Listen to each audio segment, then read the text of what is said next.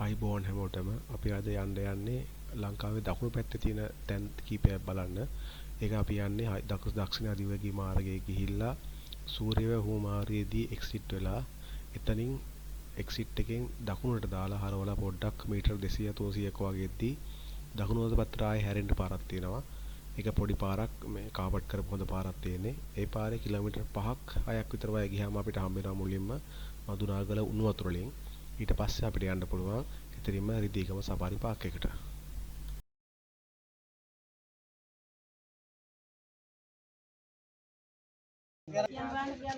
නැත්නම් නිකන් ගිහලා වැඩක් නැහැ නේ. මේ උණුසුම් පතල උෂ්ණත්වය සෙල්සියස් 544ක්. හඳුනාගල උණුසුම් පතල උෂ්ණත්වය සෙල්සියස් 544ක්. ඒකේ පොතේ තියෙන විස්තර.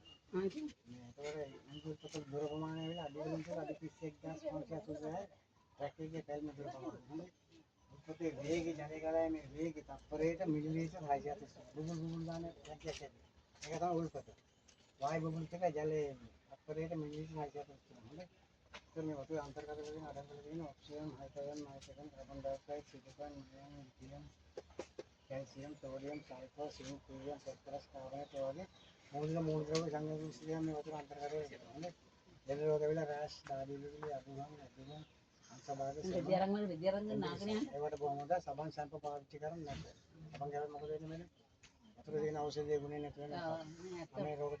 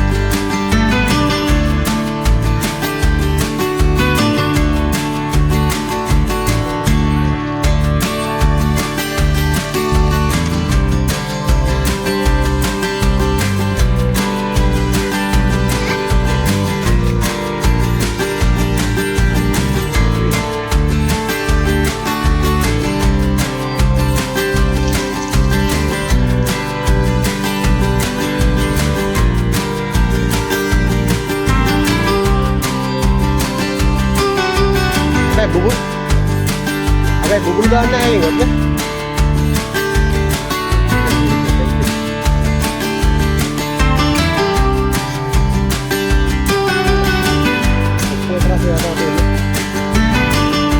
Deki bubul dan arah bubul dan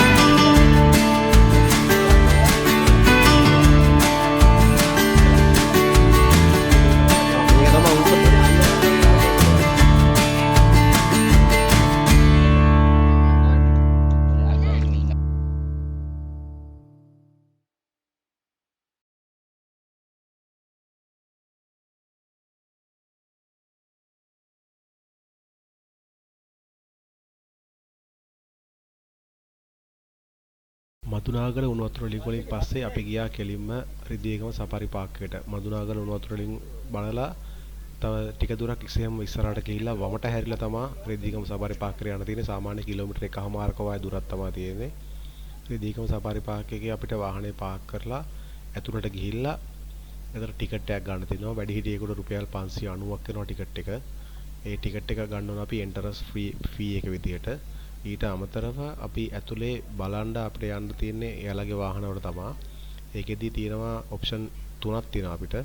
එකක් තමයි අපිට සෆාරි ජිප් එකක් අරන් යන්න පුළුවන්. 6 දිනයක් යන්න පුළුවන් ජිප් එකක් තියෙනවා. රුපියල් 5000ක් වගේ තමයි වෙන්නේ ජිප් එකට. ඊට අමතරව ඒගොල්ලෝගේ බස් එකක් තියෙනවා. normal බස් එකක් තියෙනවා. ඒකේ ටිකට් එක රුපියල් 118ක් වෙනවා එක්කෙනෙකුට. AC කරපු බස් එකක් තියෙනවා. ඒකේ ටිකට් එක රුපියල් 200ක් වෙනවා එක්කෙනෙකුට. එතකොට අපිට මේ කැමති ක්‍රම තුනෙන් කැමති එකක් අපිට පාවිච්චි කරලා ඒකට ටිකට් එක අරගෙන අපිට සෆාරි පාර්ක් එකේ ඇතුලේ යන්න පුළුවන්. සාමාන්‍ය පැයක එකමාරක විතර වගේ ගමනක් මේක. බස් දෙකකට තැනක ඉන්නවා.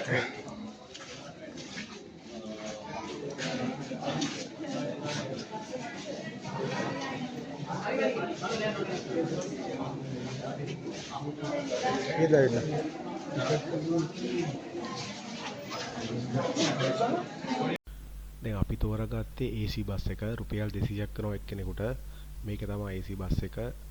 ඇතුලේ මේ සීට් දෙකේ පේල දෙකක් තියෙන්නේ. සාමාන්‍යයෙන් 30කට විතර වගේ යන්න පුළුවන් බස් එකක් මේක.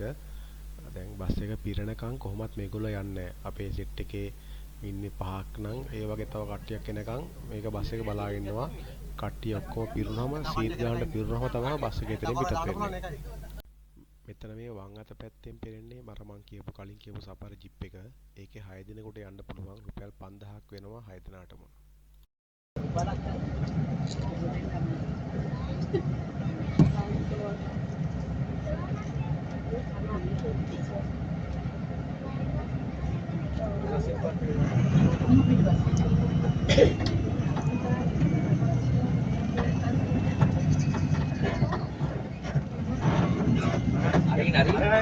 මේගොල්ලෝ සීරපායි සතු ගැටව බිහි කරන්නේ. දැන් සිංහ වයසට යද්දී කට්ටියගේ දත් හානිය හැලෙනවා. මේගොල්ලෝ දත් හානිය හැලෙනකොට වනාන්තරේ ජීවත් වෙද්දී මට මේ ෂෙට් එක වතුර මොන අපි බේන්න කරලා. නම සත්ත්වජාතර මේගොල්ලෝ වයසට යද්දී දත් හානිය හැලෙනවා. සෑහළු ආහාර පොස්දායි ආහාර සහ වෛද්‍ය විද්‍යාව නිත්‍යාකාරව ලැබෙන නිසා ගොඩක් අය ජීවත් වෙනවා. අර ඉන්නේ අපි මොලියා ගැන.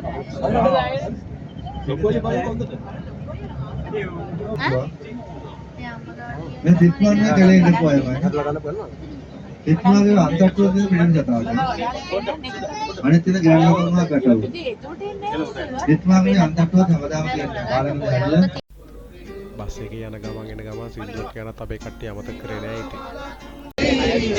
යලි යලි පිටියන් එක්කල සිතක මතු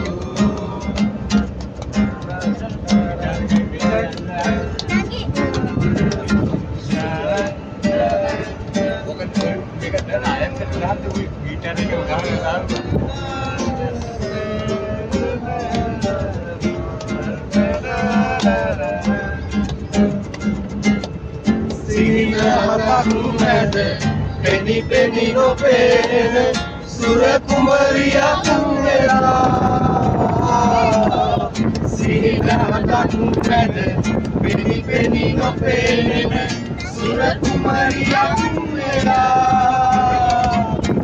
ipali minnet sinnet sinamapura සුදුවලාවක අඳුර වෙලා මට දුක් අඳුරු පිටු සිනහ මලක් වී යලි යලි කිපියන් එක්කල සිතක